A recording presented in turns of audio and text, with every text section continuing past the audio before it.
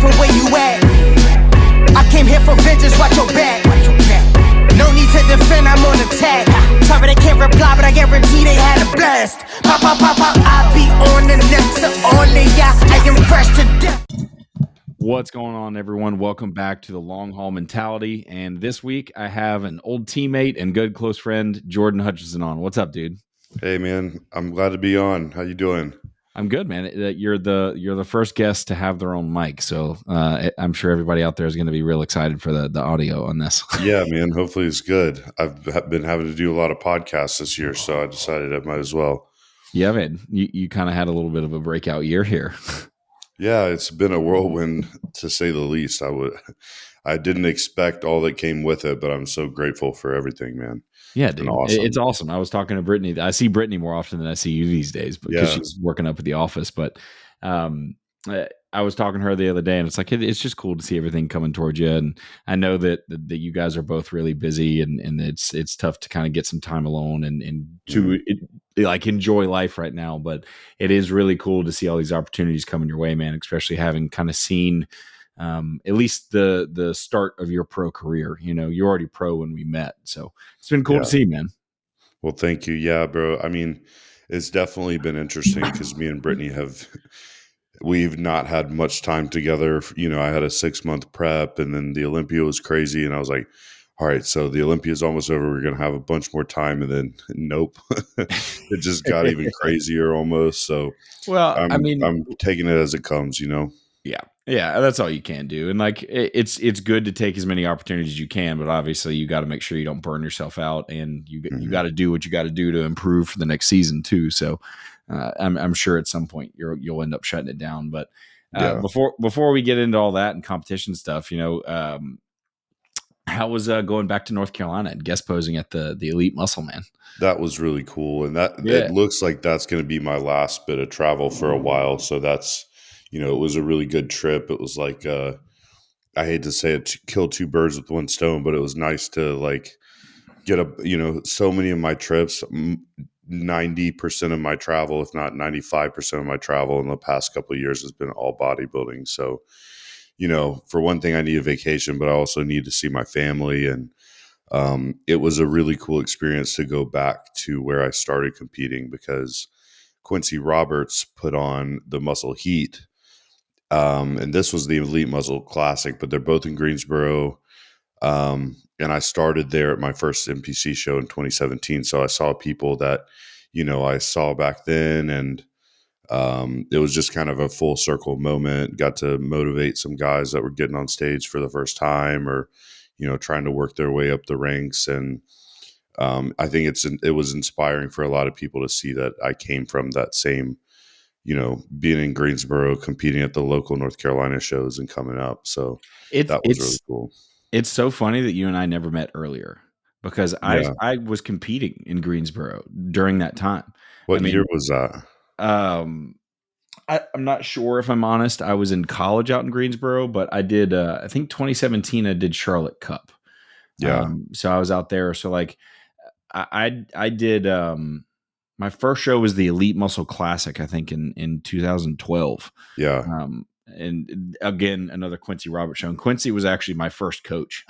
Oh, really? Yeah, that's funny. Yeah. That's funny. Yeah, it is funny because another one of my fraternity brothers at the time worked with Quincy, and we both looked at it and we had the same exact diet.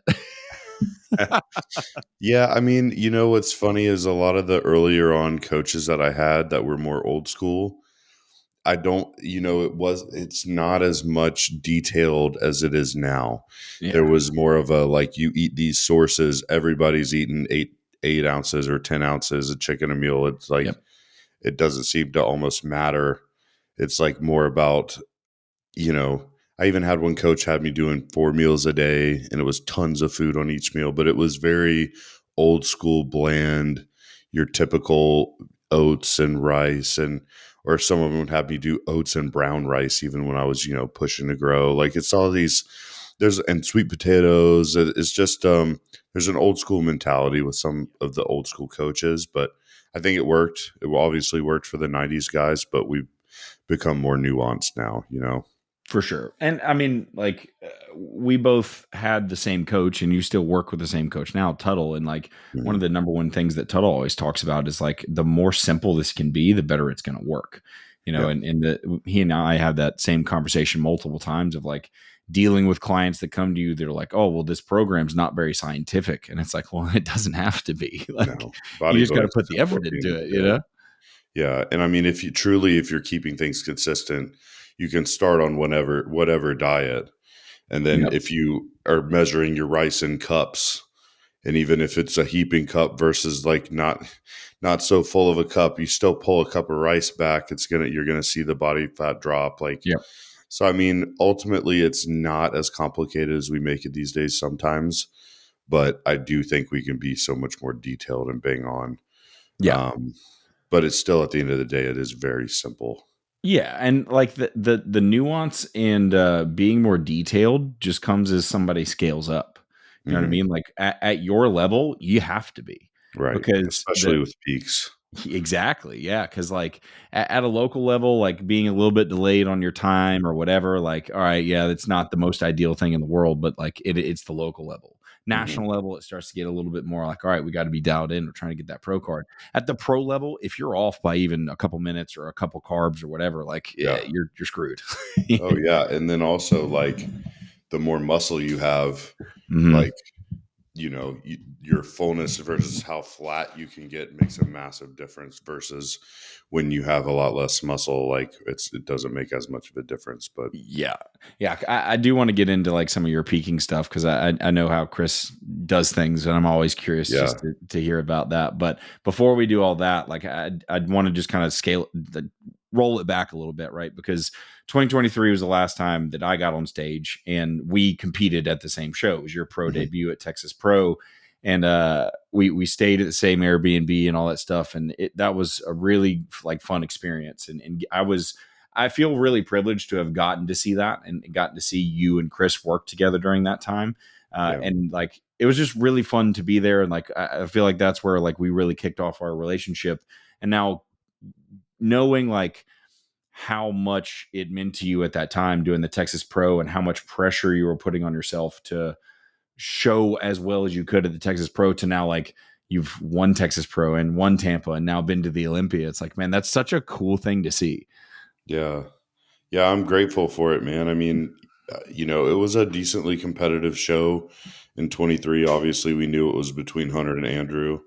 But to get top 5 in my pro debut at a show like Texas, I didn't want to just come into some easier show, and it would have been nice to qualify for the Olympia my first or second year. But like, there were shows that I possibly could have, but I always want to be at the more competitive shows so that I earn my spot. And so then, last year, my closest placing to qualifying was coming second to Andrew Jacked at Texas Pro 24, and so it was cool because, I mean, I didn't plan on initially doing Tampa this year. It was initially just Texas. And then towards about like maybe 7 weeks out from Tampa, me and Chris are looking like, dude, we're already in shape. Like I don't remember at what point we decided. I didn't come out and say it for a while, but I wanted an extra shot, but Texas was always the goal. So it was very fulfilling. Tampa, I'll never forget having my first pro win. It was the most incredible feeling ever. But then winning Texas the next weekend was like very fulfilling to win it in my new home state and the show I've done 3 years in a row to rank up from 5th to 2nd to 1st, so it was very special. And I'll never forget 2023 either, because, you only get one pro debut and it all went so well. And that was right before 2 months before we moved to Texas. So Yep. it was kind of the kickoff of me being a Texan, I guess. Yeah. Yeah. So it's That's all good memories at Texas Pro. Yeah, hell of a way to kick that off for sure. But Oh you yeah. know, I think the way that you and Chris approached that progression is one of the best ways you could have done it, right? Because like, sure, could you have gone to like a smaller show where the lineup wasn't as deep and that sort of thing, and maybe have gotten your qualification? Yeah, you probably could have. But going after like your first Texas Pro, it's Andrew and Hunter, right? And you were in the mix with them. You were being compared next to them. And Carlos Thomas, you went against some of the biggest names in the industry who have been at the top of the Olympia, right? So now when these judges look at you, they've seen you next to some of the best in the world, right? So that is an opportunity for like when you're at the Olympia, maybe they want to see you next to them at that point. You know what I mean? So going to take a quick break from the podcast to bring a few things to your attention. First off, as I was going through the YouTube analytics, I noticed that almost 70% of my watchers are not subscribed. So if you're watching this right now, please do me a favor and click that subscribe button. Every single time I get a new subscriber, comments, likes, and shares, this helps spread the podcast more, and I really, really appreciate you guys. This podcast has no paid sponsorships, so the best way for you to support my channel is to support my sponsors. So Labrada Pro Series is my supplement sponsor. We have a full line of products with some new ones coming. The pre-workout is on the way right now, and the new Labrada Nutrition RTD pre-workout is about to hit the market as well. On top of Labrada Pro Series, I also have Gasp and Better Bodies, and then I also have Authentic Aminos. Please go support these companies. Use my code Bagley10 for Labrada Pro Series, Bagley15 for Gasp and Better Bodies, and Bagley for Authentic Aminos. Thanks, guys. Let's get back to the podcast. For sure. I think more guys who want to crack into the higher call outs at the Olympia should be chasing after those guys and lose to those guys so that people go, all right, well, maybe he should be compared to him at the Olympia, and then that's when you get the opportunity to step up a little bit higher. But yeah, I mean, people have been talking about that kid Juan, or Johan, however you say his name, and he went up against Andrew Jacked, and Andrew didn't make him look small, exactly. So it's standing next to some of the best is what I've loved to do. And the more you do that, the more you get recognized every time you're at a show. So you never get lost in a lineup. Yeah, exactly. So. Yeah, and that's exactly because I mean, looking back at what was it, 24 Chicago? Like you got pretty overlooked there. Yeah. I mean, that was. I mean, for those that don't know the story, it was there were a lot of very popular guys that were well known. Hassan Mustafa, who was not in shape at that show, but being a big name and being such a big guy, big presence on stage, it's easy to spot him and pull him out. And they pulled him and some other well-known guys, and obviously a lot of guys that deserved to be in the top call out. But they pulled 8 guys for that first call out, and my name didn't get called.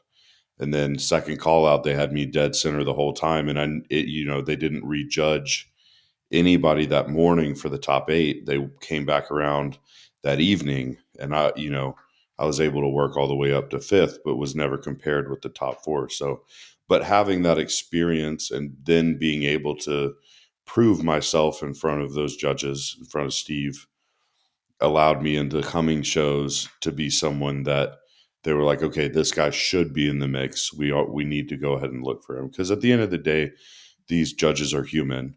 They have so many physiques to look at. They can't put everybody next to each other. Mm-hmm.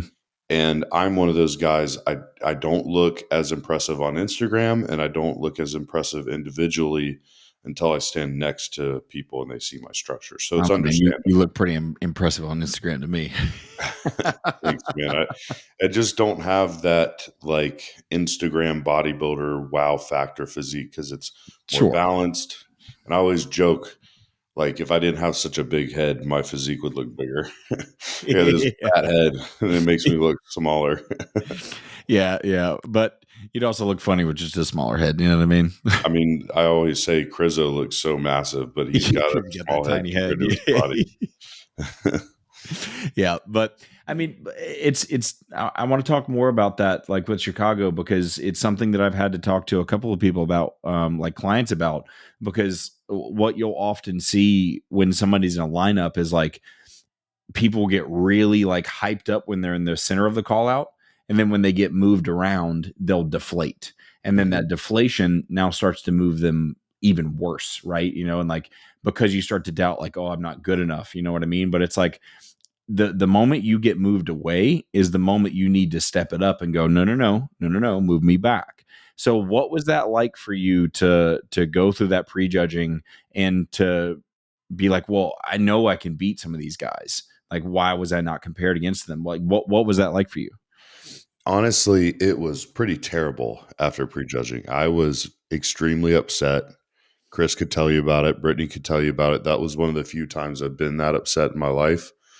One thing I will say for people that are your listeners is you have to prove yourself in the individual rounds, because that's one of the major things. Is it's not just your physique and how you pose, it's also your stage presence. Mm-hmm. And I remember Brady King hanging out with me backstage at that show, and he could tell I was stressed out. And I don't get stressed out before stage anymore.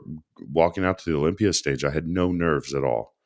But Chicago Pro, I felt pressure because it was finally the first time where I was starting to get recognized and have some expectations, and I didn't handle them well. And so I walk out on stage, and maybe we weren't like as full as we could have been. I was a little flat. But I think more than anything, it was that mind game of like, wow, I don't know if I'm going to make it. Like, I'm not posing confident. I'm kind of rushing through my poses. I'm overthinking. And that shows to the judges. And if you don't look like you think you're going to win the show, then they don't think you're going to win the show. So there was that. And then, once I was in that second call out, I was pretty upset. But like, I think I stood out so much in that lineup that it really didn't matter as much, that they knew I didn't belong in that, ninth to whatever place. But after prejudging, dude, I walked out of the venue just so upset. I was angry. I was like, I guess I'm hanging it up for the season. I guess I'm gonna have to take another really long off season, and like I'm not anywhere close to where I thought I was, and all this stuff going through my head. And then Chris picked me up. Brittany picked me up. Brickwall was with me at that show recording. I remember, yeah. They were all so positive and just like, dude, you got to fight for finals. Like, don't just give up. It's not over. And so I came back for finals with just like a fire lit under my ass. And then we came back fuller. I felt good. I was confident. I felt on, and I posed like it. And I absolutely posed my butt off. And the difference in how I did my routine, how I did the comparison rounds, when they recompared, at least they did 5th place through like 11th or 12th, something like that. And I was immediately to the center, so it's one of those things you can't let it linger. I shouldn't have let it phase me in prejudging at all. Who knows? Maybe if I had posed well enough in that second call out, they would have decided, oh, we need to pull some of these guys out. This guy's too good, so it is a mind game, and there's another, not to get too off topic of Chicago Pro, but there's another example of that at this past Texas Pro, where I, for a moment, thought that they had pulled me out in rejudging at the finals, but they had pulled Joe and John Jewett into the middle, comparing them, and they had pulled me out. I won by a perfect score. They already knew I was the guy. So sometimes in bodybuilding judging, it's not always that you do have to be in the center. Sometimes they're just comparing a couple other physiques. But it's just this thing we get stuck on, like, oh, if I'm not in the center, I'm not what I want to, I'm not where I want to be, Right. And at the same time, like, as the competitor, it's not like there's a screen in front of you where you can see yourself next to the people. Sometimes you'll get a screen behind you and you can see yourself or whatever, but you're not looking in the mirror and seeing what you look like in the lineup. So like, exactly. As soon as they move you, it's really easy to go, they must think I look bad, they're moving me out. Right. And it's so easy, because the only metric that we have for like the best case scenario is who's in the middle one, right? And then right. we know that typically like seconds over here, thirds over here, this, that, and the other, but that's not everything set in stone, right. like that's a great example there. And like, there's a few things to kind of touch on that you talked about. And the first one is like, before you get on stage, getting that anxiety, and like, you just end up in this negative feedback loop, because you try to, first off, you're having all those thoughts of like, am I good? Am I full enough? This, that, and the other. But then at the same time, you a lot of us try to fight it. We try to go, I shouldn't be anxious right now. I shouldn't be anxious now. I feel good. But that makes it worse because you try to fight it versus just kind of letting the thoughts happen and then move through you. We just spiral on it, right? Between those two things there. So it's very easy to get in that spot. And the other thing that people really need to pay attention to here is you can 100% ruin a look by stressing yourself out that way, right? Like everything could be perfect. Like you could have tested your peak a million times, right? If you get in your head and stress yourself out, that is going to be an issue. And if you're someone who is not practicing their posing, is not ready to go through all those rounds, maybe you didn't put enough work in getting as conditioned as you can, all those things are going to add together where now you start to doubt, right? 100%, yeah. And that go sorry. Well, I was just going to say, like you like if you undoubtedly did everything in your power to be your very best, then you're not going to have those thoughts nearly as much. Like you may kind of look at the guys backstage and be like, man, these are some freaks. Like, I don't know how I'll stack up against these guys, but I know I did everything I could. So I'm confident in what I'm bringing. Yep. Whereas if you cut a bunch of corners, like I've never cheated on my diet one single time ever in prep, not once. And I pride myself in that because I could not live with myself if I went on stage and then something was off and my brain went back to that moment where, I didn't go off my principles of sticking to it and doing every single thing to be that 1% better or whatever, so like that goes with that brings a lot of confidence to the stage, just knowing you did everything you could. But, you're absolutely right that those thoughts sometimes come through and you don't need to fight them. And at the end of the day, like we all enjoy this. We should just have fun with it. And I think that's what I did at the Olympia and why I didn't have any nerves.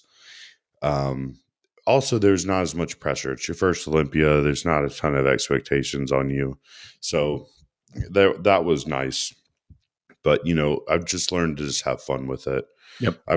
We all love bodybuilding, so the work is done. We're just showing what we did, Yeah, it's just hard. We're all human. You get down to those last little bit and you start to be like, can I do a little bit more? Should I be doing a little bit more? And it's the same thing that I had to tell my client, Sam, that's getting ready for a battle in nationals is like, we're having to do some things that seem outside the norm in order to get the result for him. And it gets in his head. And I said, look, man, nothing is right or wrong within bodybuilding.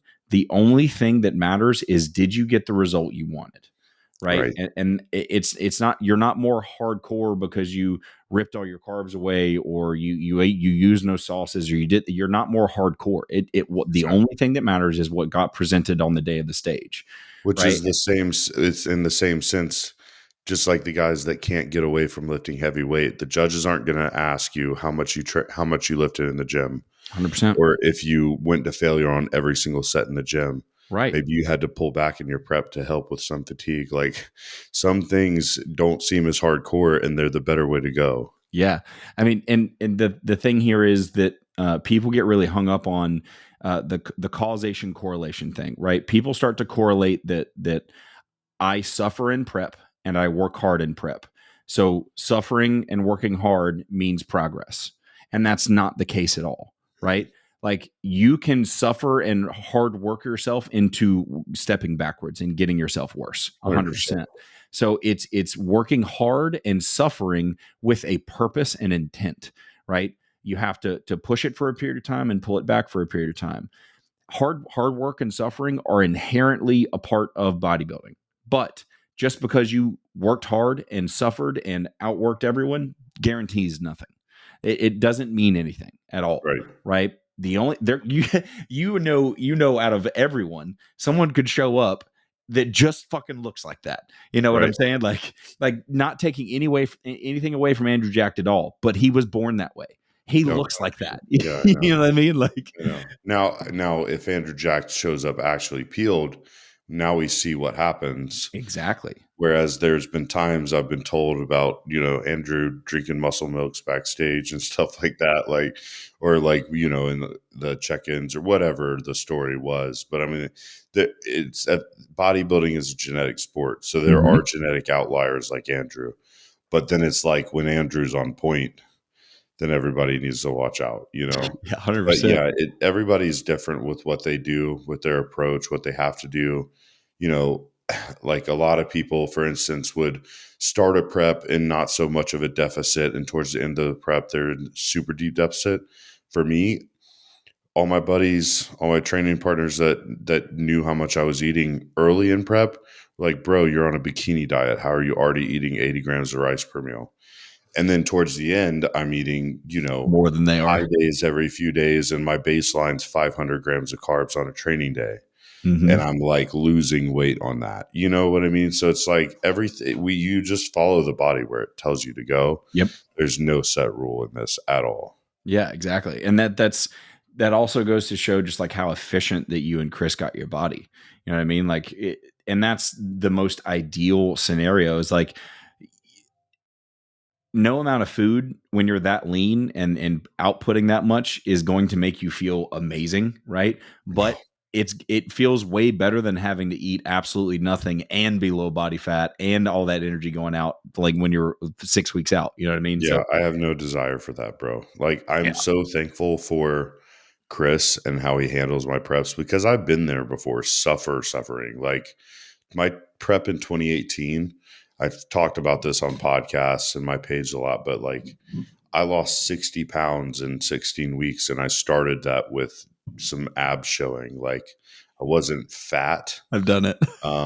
And it was just like beat your body into the ground, train 6 days a week, high volume, 2 sessions of Stairmaster intervals for 45 minutes, fasted and post workout, trace carbs throughout the day, 1,600 calories. Yep. And some people have to do that, like to get in shape, but it's not. I feel like so many coaches do that where it's like, all right, we're going to eat fish and veggies and just slam your body. That's miserable to me. And you got to focus on where the fatigue is happening and it's fighting back, because looking back, if I could have done that prep differently and managed my fatigue, because all I was fatigue for 3 months straight, I mean, Yep. It would have been much more successful, but I learned from it, and I'm still glad I went through it that way, because I learned what like a deeper level of suffering was. So everything else felt so easy after that. Yeah. Because I learned, I wasn't about to quit on it. Like I probably should have pulled the plug on that prep, realistically, looking back, health wise, because that's just a terrible place to be at the point I was. But I wasn't going to quit, because I just never quit on my commitments. Yeah, I had a similar prep in around that 2017, 2019 range, somewhere in that ballpark. When I had gotten to my heaviest at that point, I was in the 250s in that ballpark. And then when my coach at the time dieted me down, I got down to 198. Dude, that was the same story for me. Yeah. I barely made light heavies, 195, 196, and I started in the 250s. Yeah. Yeah. I mean, there's some nasty pictures of me at 250. It was not pretty. It's funny, man. But, I mean, that was honestly the first time that like I felt like I really put it together on stage. For that one, it was a Charlotte Cup show, and that was the first time that I got real conditioned. And then the next time I competed was working with Tuttle, and then what's crazy to think about is that I only competed twice after that. Really? Yeah, I did 2021. I did the Librata. And then 2023, I did Texas Cup, and then now I'm a washed up bodybuilder now. No, man, you're still kicking. Yeah, I mean, I'm just lifting and kind of enjoying it these days. But the coaching side was where I was going to be able to level up. Like I'm relatively tall, and like my body does not want to eat that amount of food. Like getting as big as I was back, I mean, at my heaviest, like it was miserable getting there, and now with having a kid and everything else that's going on, it's like, yeah, it was definitely time to pull back. So yeah, it feels good right now. Yeah, I am definitely blessed with a high appetite. I don't think there's anything that could crush my appetite. Yeah, I mean, I can get a high appetite, but it crushed me really fast. Like that first season where I got up to 250 that I was talking about before, the strategy that was employed kind of has scarred my stomach for a period of time. Oh gosh. Yeah, it just put me in a spot where anytime I get too full, I'll start to like dry heave and whatnot. Oh So man. it's just, I mean, we've all been there at some yeah, point. I yeah, was there. I was there definitely between going pro and my pro debut. I remember there were several months there where I really struggled. I was having to blend my first meal every single day. I ate quite a few meals over the sink, just shoveling them down, two or three of them in that span. Definitely came back up into the sink.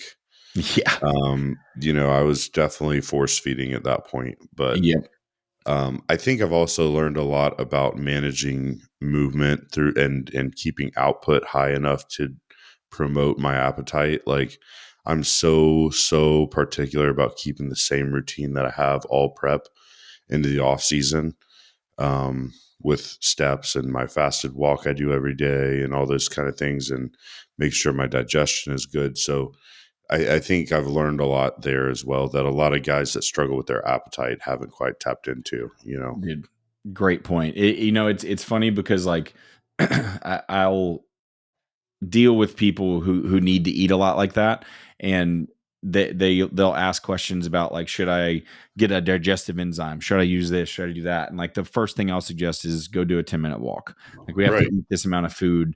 Just walking for a little bit does an awesome job of just getting things moving around. Like you'll be absolutely blown away at how much steps really helps, and I Yeah. know Tuttle was the one who really taught me that, and I know he's been really big on that with you as well. So how did you guys run that for this season when it came to like cardio and steps? What was that balance like? Well, a lot of people would hate me because my cardio never got over 25 minutes, 5 sessions a week. And steps got as high as 11,000 a day. And we That's a good track day. that outside of cardio. But, every single morning I take Samson, my dog, for 25, 30-minute fasted walk without fail. Like today, it was pouring rain, so I couldn't take him. I still got on the treadmill, did my 30-minute fasted walk before I eat anything. So I always got ahead on my steps. And we kept anywhere between 9 to 11,000. It may have gotten down to 7K if my body was just like ripping too fast. But yeah, most of prep was anywhere between 4 to 5 sessions of 20 to 25 minutes of cardio and somewhere in the ballpark of 8 to 11,000 steps. And there was a lot of weeks without cardio and a lot of high days where there was no cardio. So, I mean, it really is about managing fatigue. And I also there's a lot of output in my training. So when your training is intense enough, you don't need as much of that stuff. Yeah, especially So when you're as big as you are, and yeah, the it's a recovery aspect.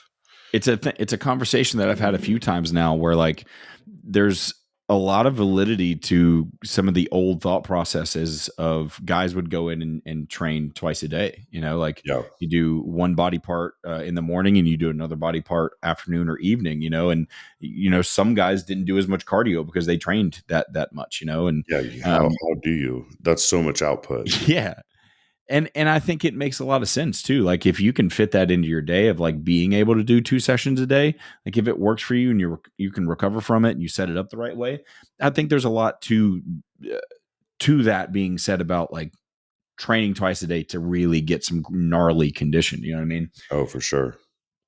I'm also curious of what your thoughts are on this. Like, I know that you and Justin posed a ton.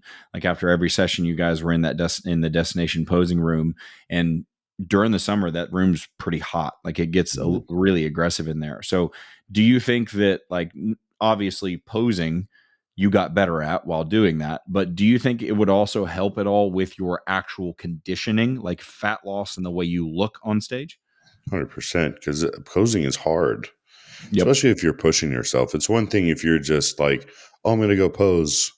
And then you just take one video of your posing around, not holding any poses, and then you leave with your content for Instagram. Yep. That's a big difference than like you posing and holding the pose for 10 to 12 seconds while they count, and then like Justin would piss me off and tell me I'm not counting until you get it right, like Yeah. I'm sitting there like I would have a hard time with my ab and thigh. I just wasn't connecting well with it. And towards after Tampa, between Tampa and Texas, in that week span, I was able to just like work on it enough and on my core engagement enough. I know that sounds crazy in a week, but to totally change that pose and nail it. And all the way into the Olympia, I was nailing that pose really well. But into Tampa, I was getting so frustrated because I wasn't hitting my core right. Yeah. So he wouldn't even start counting until I was hitting the pose just right. So I mean, it definitely you will burn a ton of calories if you're posing like that, and you'll be dripping sweat. I So think it's also, I think that adds to one of the things of like people would all, there's always the argument of like 90s guys got in better condition. Well, one of the things that they also did is they posed a lot more than guys do yeah, now, and yeah, I think it's a big portion of it. It's like, again, you are doing the thing that you're going to do when you get on stage. And if it's aiding in the result at the end of the day, that's a great idea. yeah. And a lot of them would even pose between sets and stuff like that. Sure. They would flex the muscle between sets, contract the muscle. But I mean, there's definitely a difference in the lower body conditioning these days. I think there's a lot of different variables to that. But upper body conditioning, yeah, the 90s guys were crazy. But obviously a lot of them didn't have the glutes or the crazy stripped out quads. Like there's for whatever reason there's a difference. Right. And I think it's also one of the things of like when people do compare the 90s to today, they only think about the highlights. You know what I mean? Like when you and I are 30 years down the road and we're talking about when you used to get on stage, we're going to focus on like, oh, remember how good you were at this show or how good you were at this Yeah, show. Like you're not going to remember those like, I remember I showed up a little off at that one. Like for you're sure. going to remember the things that stood out. So of course people point at like Dorian when he's like at the Olympia. It's like, okay, well, every That was single Mr. competitor Olympia. ever that has ever gotten on stage has missed. You know what I Right. mean? I don't care who you are. So Exactly. people get like way too caught up in that idea that the 90s was that much better. But I do think that there are things that they were doing that guys aren't doing now that could help a lot of people, Oh, for sure. Like the core training. And I'm so obsessive with it right now. Yeah. I saw I you were have doing stuff not with missed Liana, right? what is it? You're doing stuff with Liana, right? Well, we just started. So I haven't missed a single day all through from Texas through Olympia. Me and Chris came up with a new plan of like low volume core training 5 days a week. Nice. And on top of that, I do my vacuums. I do like core work in the mirror of trying to like really tighten my core and just hold it, holding ab and thighs in the mirror.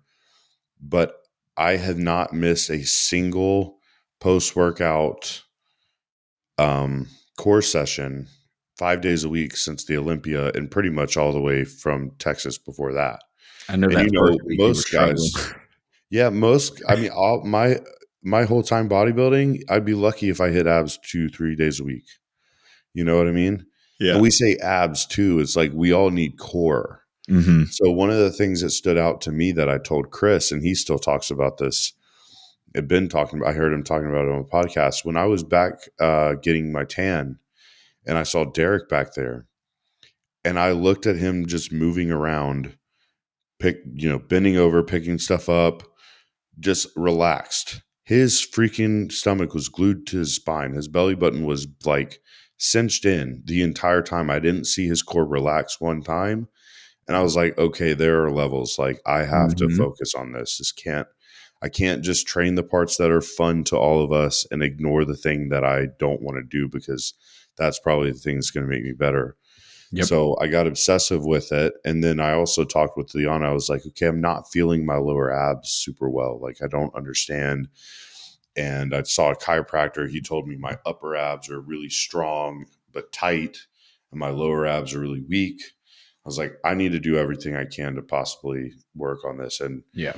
so she got the nuance on me, and we did like 45 minutes straight of core and breathing work and ab Jeez. vacuums. And dude, the past several days, that was Friday or Saturday, I feel like my core has just been cinched. Like I can walk around and feel my lower abs and just tightened them so far back now. Just getting that activation back to your midsection after doing the hernia surgery is probably a lot of what that is. I haven't had hernia surgery.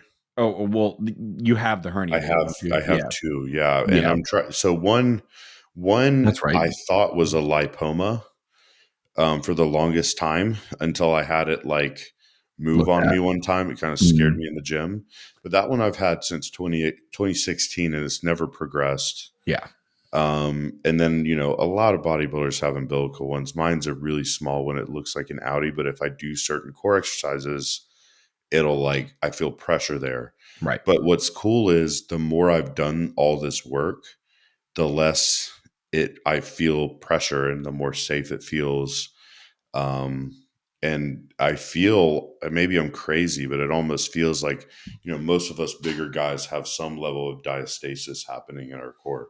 Mm-hmm. And, like Keon, that's one of the knocks on Keon at the Olympia this year. We literally all have it. Dallas McCarver had it. There's a point where you get big enough that you're going to have diastasis in the abs. Like it's very rare you don't. And so I've noticed that's starting to close slightly. It's not going to close all the way unless I got surgery, but like just the core work, not ab work. Yep. Has been helping a ton. Yeah, 100%. And then that also pays dividends in all your movements too, right? Because like your hips and your rib cage being set is important in every exercise that we do, So if that's not strong, everything else kind of falls by the wayside, and like you have built a very aesthetic physique, but like you have a big rib cage, you have like bigger hips. It's not like you have this like wasp waist, and if it's something that you don't pay attention to, you could end up in a spot where you're forced to pay attention to it. Exactly. And I think too many guys stop paying attention to that. Like you and I have been around a number of people where it's like you see them walk by and they look like they're pregnant, and like I see that all the time. And the only thought that I have is like, the more you can control that, the better it's going to be later down the road. Right. I get that like some distension is going to happen, like especially with the amount of food that people have to eat, but like, don't be lazy about it, For sure. And when we figure it out and when we do the right things, like we've seen a couple people, like I mentioned Keon, but then his next showing, how they adjusted things, and then he looks like 10 times better. It shows the difference the core makes because it's the centerpiece of the physique. Mm-hmm. So we all can come in off. We all can come in bloated, like something was wrong with digestion or the peak, and something's a little off with the midsection, but it changes the entire physique.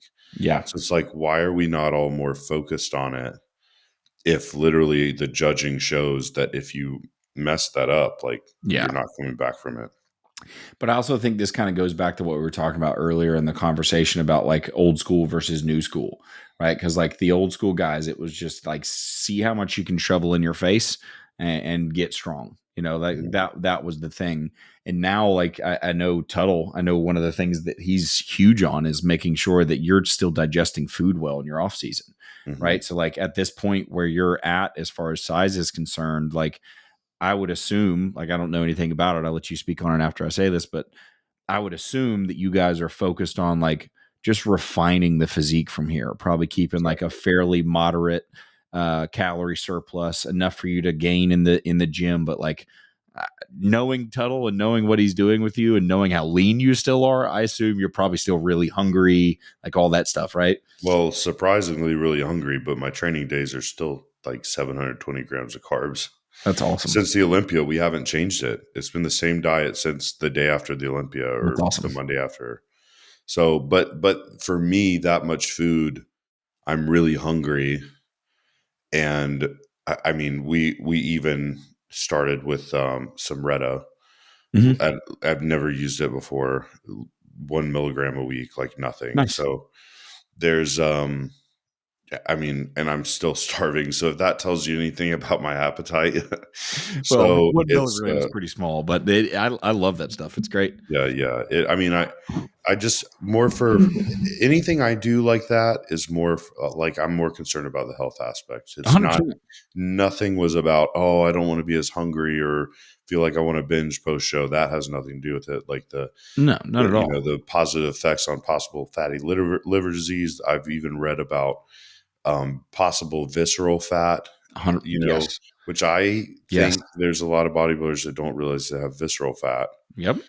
And I've even looked at this myself where in prep, I'll have no fat under the skin. It's just gone. Like I'm pretty much peeled. But then my weight starts coming down more as my waist comes down more and I'm not getting much flatter. So I'm like, okay, there may be fat being burned internally that I don't see on the outside. So I'm kind of testing with that. But, basically we really are working on all these little minute details, bro. Like it is so much more of a full-time job once you're at this level that I didn't realize. Because for one thing, your body's all effed up. Like it's so easy to tweak something or to just get tight somewhere. And then it's a chain effect through the rest of your body.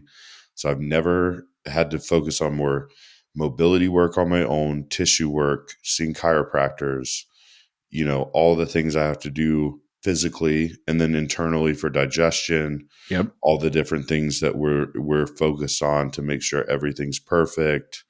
Your body becomes your job. You have to maintain literally it and keep that business up. Yeah. It's a lot. Which I love because it tells me there's always a way to level up. Right. But we're focused on refining, focused on my weak points. I need to bring my back up more. Right. I need to bring my arms up more. But that literally goes along with like the mobility work I'm doing and the chiropractors that have worked on me, like to see, okay, why are these imbalances here? Okay, your upper traps are overreactive and way too tight. So there's no way you can activate your lats and your rhomboids correctly. Stuff like that. Yep. We really dialed in. So it's super important. I mean, to go back to the Reddit before we get past that, the other thing that, most of the time when we are assessing labs, one of the things that always gets skewed very, very quickly is cholesterol, especially this day and age when we don't really see people come off completely. Like HDL will just start to tank, and I've seen Retta pull up somebody's cholesterol by their HDL by 15, 20 points in a 6 week time span. Wow. I saw that change with a guy that was on 1 milligram. So really? I'm excited to see that. I get blood work Wednesday. Yeah. So this is one of the only ways where you can improve your cholesterol without coming off your TRT, right? Because as you know, if you just take some TRT, it's going to mess with your cholesterol. Yeah, everybody's forever lower HDL. Right. Exactly. And if you're competing every season, you've got at least 2 cycles during that season of an off season and an on season, right? And there's very little time where your body gets to kind of to pull back on it. So I definitely agree that these peptides are going to help us be safer and better bodybuilders in a holistic aspect, not just from the standpoint of I can't suffer, I can't deal with the diet. You know what I mean? Yeah, exactly. There's much more benefit than that. Yeah, 100%. And it's cool to see that Tuttle is, because we've had conversations about peptides before, and when I recorded the podcast with him, he was really hesitant on a lot of things, and I see he's coming around to some stuff now, so it's cool to see. He is, but he's still everything we bring up, or 100%. Okay, why? What do you expect to see from it? What do you hope to see? Right.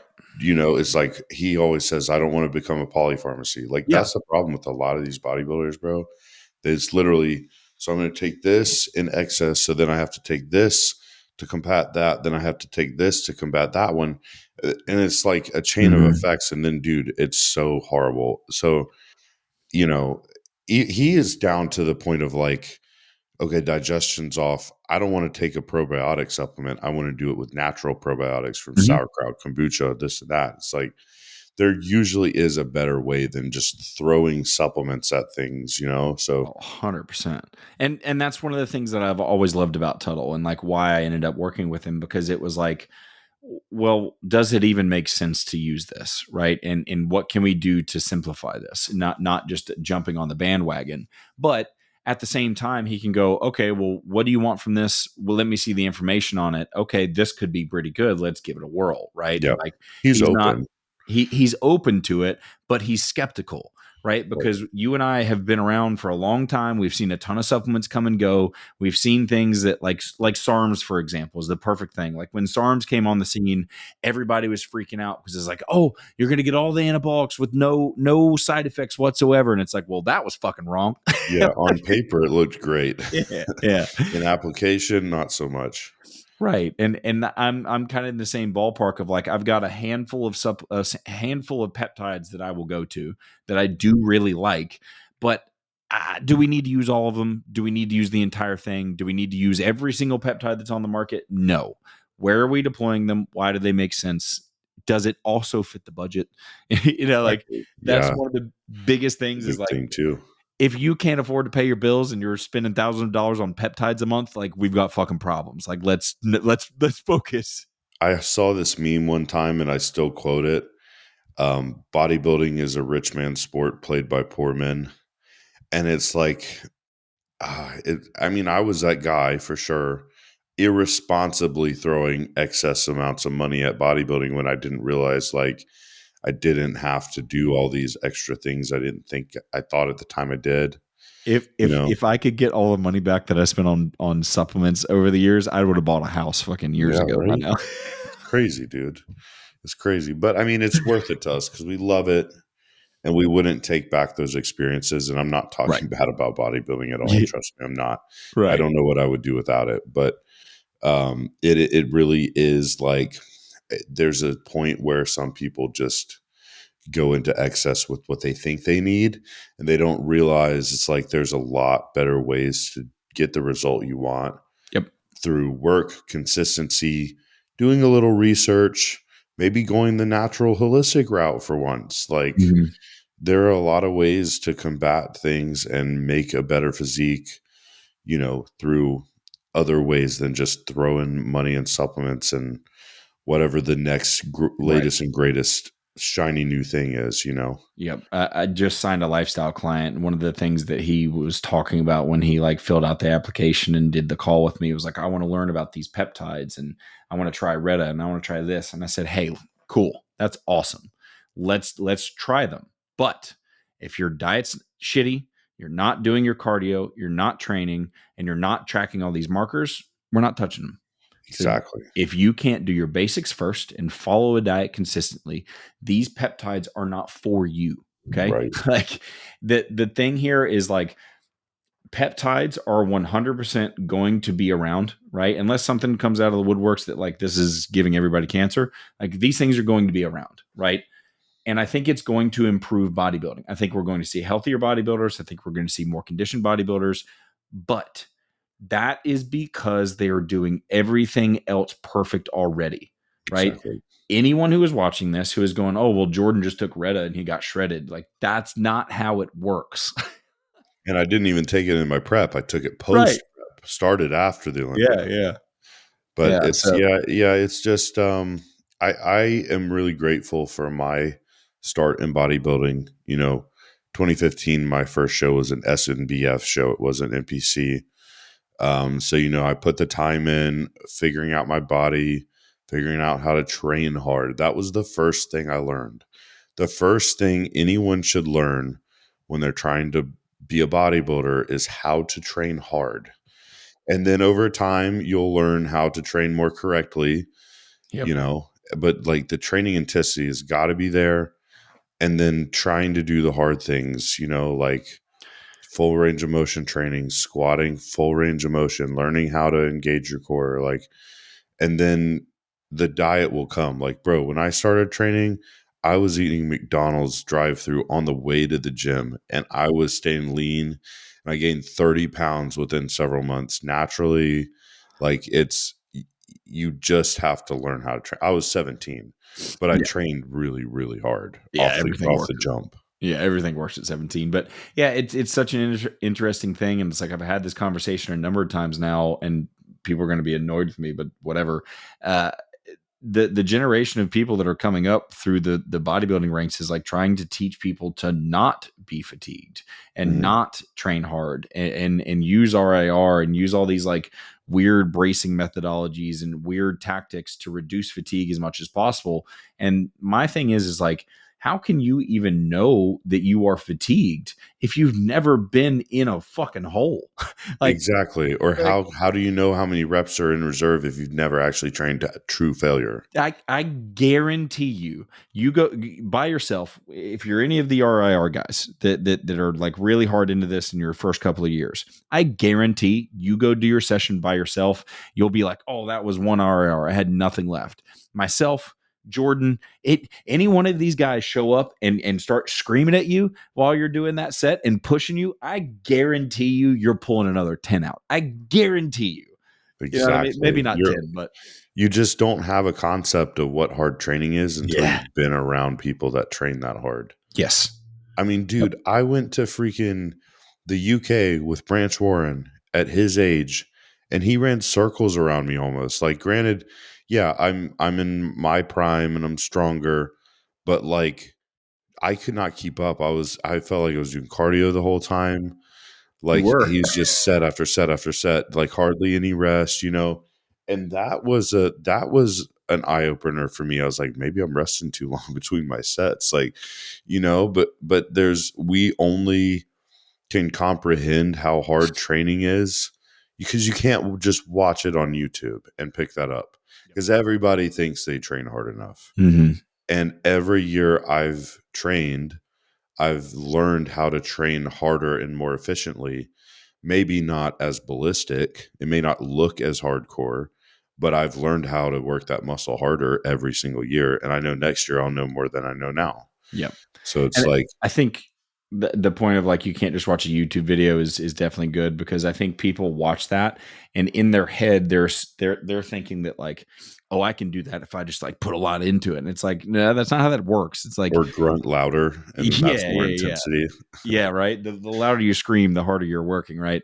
But it's like, no, you have to learn how to train intense while using the muscle you're actually trying to target. Just moving stuff around is only going to get you so far. Like, exactly. like Keon used to be that way. Keon used to move shit around all the time, just like super sloppy form, throwing shit around. It got him really far, but even he had to change. You know what I mean? So it's definitely a really important thing. And like, until you see it in person, you've been put through it, you just don't understand what that level is. But yeah, exactly. Dude, we're coming up on that hour now, so I don't want to keep you any longer, and I'm getting hungry. So I get it, bro. I get it. Yeah, I appreciate it. But is there anything you wanted to talk about before we close out? No, man, we're all good. I mean, do you have any idea of what next year looks like? Well, that's probably the most common question right now. And like, I really, truly appreciate how many people like are excited to see what's next for me. And I'm really excited too. About the only thing I've lined up for next year is a couple guest posings, but obviously I'm competing next year. But Chris really wanted to give me a mental break from like planning and always having something hovering over, which doesn't bother me. But I think he knows, even though it doesn't stress me out or make me anxious, he knows the mental aspect of just not having a set like deadline in front of me, you know? So he initially said, we're not talking about it till after Thanksgiving. And then he said, we're not talking about it till January 1st. So we'll see. We're going to try to devise a plan soon. You know, I doubt it would be in the spring. Definitely not doing the Arnold this year. I've had some people ask if I wanted to apply for that. I do think we've talked about the Arnold 2027. I think that may be where I may shift and try to be ready for a spring show, depending on how this year goes. But that'd be cool. I'm sure I'll be back up on stage for a summer show. If I could pick, I would like to do something earlier rather than be in August and then have a full 8 weeks more prep, because the 6-month prep with no breaks was a little rough. So we'll see. We'll see. Yeah. Maybe I'll jump in Dubai or something crazy, you know? Yeah, go get some of that big money, bro. But I mean, yeah, it's a great idea, and it sounds like classic Tuttle. You know, it sounds like exactly what I would expect from him, and you know, that's another perk of a coach who's been with you as long as he's been with you. You know, it's like he knows what you need when you need it probably better than you do. You know, He does, man, and he just cares, and it's not just me; it's from me to his newest client that's competing for the first time. Like he Look, really truly cares. I was a nobody. I mean, like I never won a local show. Like I was not that great of a competitor. And Tuttle like always poured into me. He always like we got along really well. We clicked very quickly. And I think that's one of the reasons why we did such good work together, like with what I did put together as far as my stage presence is concerned. But that was I stayed with him for 4 years. I mean, he was the longest coach I ever had and the best coach I ever had. You know, Yes, so like I don't want to get started up on another conversation here at the very no, end we're of this, good. but I think it's super important for people to understand that, like, whether it's Tuttle or Aceto or list any coaches you want, they are all giving the same chicken breast. They're all giving the same rice. They're all giving the same whey protein. You're all doing similar training. You're all doing the same cardio. The difference is how they connect with you and how they can pull it out of you. And like, I think that is one of the biggest reasons why you guys have had such a rise so fast in 3 years. Oh, for sure. And he's helped me be so level-headed. So, I mean, and it's been a steady trajectory since we started because I was the no-name amateur in January of 2020, fat 270 when he picked me up. And, you know, we pushed all the way into USAs. And by, you know, a year and a half into working with Chris, I won the Mr. USA overall, and the trajectory has still been just steady up. So, but one of the biggest things was off the jump was just helping me with the mental aspect. Yep. And realizing how much the mentality affects everything in bodybuilding. So it's been the biggest thing I'm grateful for. His wisdom and knowledge in bodybuilding and nutrition is incredible. But honestly, the mentality he's taught me has been something I can take beyond bodybuilding. So very grateful for Chris with that. Yeah, most definitely. Anytime I can brag on Chris, I'm going to do it for sure. I mean, Me the too, man is bro. awesome. I'll rave about him every day. Yep. 100%, man. Well, Jordan, I appreciate you very much, man. You want to plug your Instagram and all that stuff right quick? Yeah. So it's Jordan Hutchinson, IFBB. You guys can follow me there. Subscribe to my YouTube. I have a YouTube page as well. I don't really get on TikTok much, but I have one too. And I appreciate anybody that supports or follows along. And I appreciate you having me on as well, man. Dude, I appreciate you coming on, man. It means a lot. We've been trying to coordinate it for a bit, so I appreciate Yeah. you Sorry, fitting into everything's that so schedule, buddy. crazy. A jam-packed schedule. It's good. No, like I said, man, I'm just happy to see you doing well, dude. So I appreciate any time you can give to me. But Thank you. for anybody who is still watching at this point, be sure to do the YouTube thing, like, subscribe, share with your friends, and we'll catch you on the next one.